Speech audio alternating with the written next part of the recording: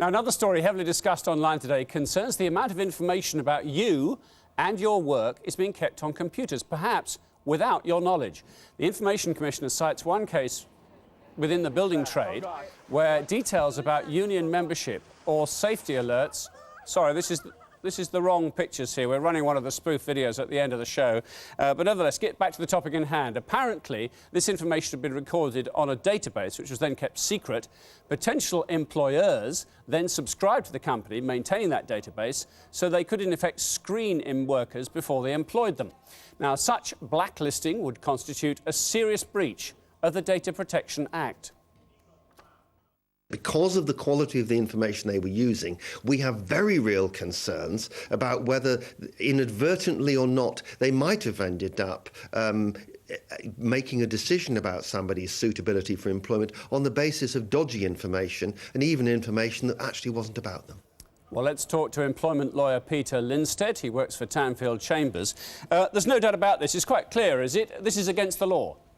It's certainly against the law. What the holder of this information, seems to be called Ian Kerr, was doing was not just a breach of the Data Protection Act, but also he was doing it in a way which would amount to a criminal offence, because he apparently, and according to what I have read, hadn't told the Information Commissioner that he had this information, and certainly hadn't told him that he was passing it on to third parties, in this case many employers and potential employers.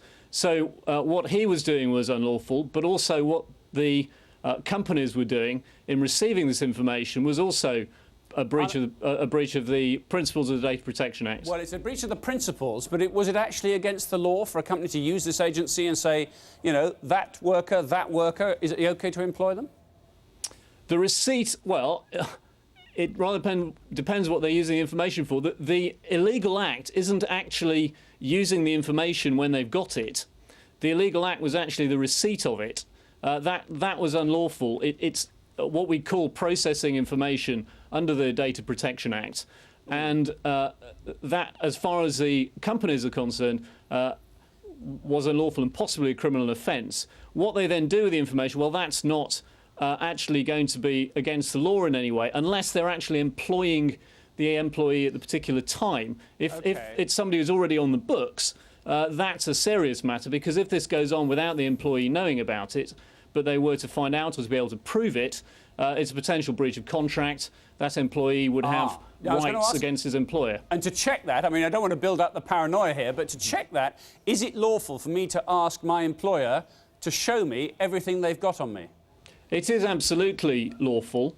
There is a right, we call it a data subject access request. There's a right under the Act to request any information that a company, such as your employer, has about you, and they have to comply with that request, save in extremely limited circumstances. If they don't do that, it's a breach of the Act. You have a right to complain to the Information Commissioner. OK, Peter, something to chew on over the weekend. Thanks for your expertise this evening. Thank you. Now, let's finish our broadcast.